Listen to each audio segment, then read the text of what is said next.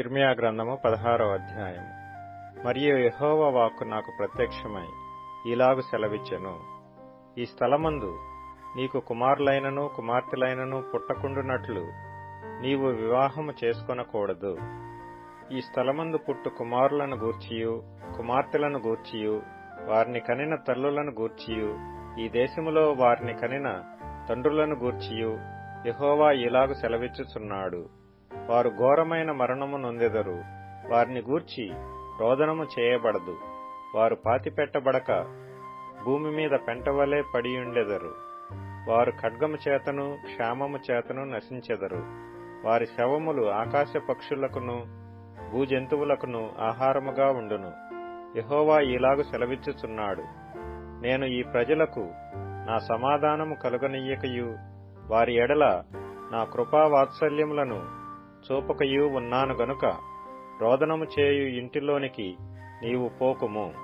వారిని గూర్చి అంగలార్చుటకు పోకుము. ఎవరినీ ఓదార్చుటకు వెళ్ళకుము. ఇదే యెహోవా వాక్కు. గనులేమి అల్పులేమి ఈ దేశమందున్న వారు చనిపోయి పాతిపెట్టబడరు. వారి నిమిత్తము ఎవరునూ అంగలార్చకుందురు. ఎవరునూ తమ్మును తాము కోసికొనకుందురు. వారి నిమిత్తము ఎవరునూ తమ్మును తాము బోడి చేసుకొనకుందురు. చచ్చిన వారిని గూర్చి జనులను ఓదార్చుటకు అంగలార్పు ఆహారము ఎవరునూ పంచిపెట్టరు. ఒకని తండ్రి అయినను తల్లి అయినను చనిపోయినని ఎవరునూ వారికి ఓదార్పు పాత్రను త్రాగనీయకుందురు. వారి యొద్ద కూర్చుండి అన్నపానములు పుచ్చుకొనుటకు నీవు విందుశాలలో ప్రవేశింపకూడదు. సైన్యములకు అధిపతియు ఇశ్రాయేలు దేవుడునైన యెహోవా ఇలాగు సెలవిచ్చుచున్నాడు, మీ కన్నుల ఎదుటనే మీ దినములలోనే సంతోష ధ్వనిని ఆనంద ధ్వనిని పెండ్లి కుమారుని స్వరమును పెండ్లి కుమార్తె స్వరమును ఈ చోట వినబడకుండా మాన్పించెదను. నీవు ఈ మాటలన్నీయు ఈ ప్రజలకు తెలియజెప్పిన తరువాత వారు దేని బట్టి యెహోవా మాకు ఈ ఘోర బాధ అంతయు నియమించెను, మా దేవుడైన యెహోవాకు విరోధముగా మా దోషమేమి మా పాపమేమి అని నిన్నడుగుగా నీవు వారితో ఇట్లనుము, యెహోవా ఈ మాట సెలవిచ్చుచున్నాడు, మీ పితరులు నన్ను విడిచి అన్యదేవతలను అనుసరించి పూజించి వాటికి నమస్కారము చేయుటను బట్టియే గదా వారు నా ధర్మశాస్త్రమును గైకొనక నన్ను విసర్జించిరి. ఆలకించుడి, మీరందరూ నా మాట వినకుండా కఠినమైన మీ దుష్ట హృదయ కాఠిన్యము చొప్పున నడుచుకొనుచున్నారు. మీరు మీ పితరుల కంటే విస్తారముగా చెడుతనము చేసియున్నారు. కాబట్టి నేను మీ యందు ఏమాత్రమును దయయుంచక ఈ దేశము నుండి మీరైనను మీ పితరులైనను ఎరుగని దేశమునకు మిమ్మును వెళ్లగొట్టుచున్నాను. అక్కడ మీరు దివారాత్రము అన్యదేవతలను కొలుచుదురు. యెహోవా సెలవిచ్చు మాట ఏదనగా, నేను వారి పితరులకిచ్చిన దేశమునకు వారిని మరలా రప్పించెదను.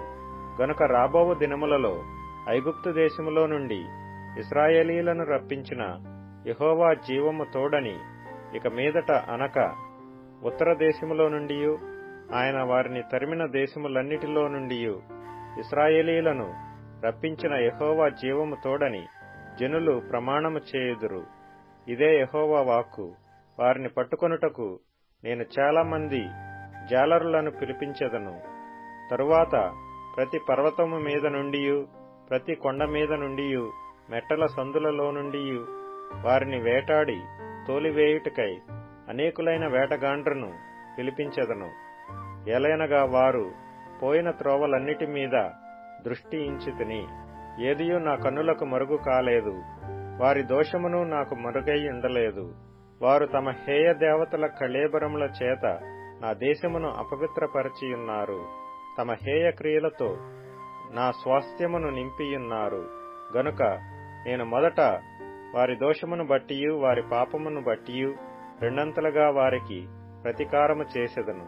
యెహోవా నా బలమా, నా దుర్గమా, ఆపత్కాలమందు నా ఆశ్రయమా, భూదిగంతముల నుండి జనములు నీ యొద్దకు వచ్చి మీ పితరులు వ్యర్థమును మాయారూపమును నిష్ప్రయోజనమునగు వాటిని మాత్రము స్వతంత్రించుకొనిరని చెప్పుదురు.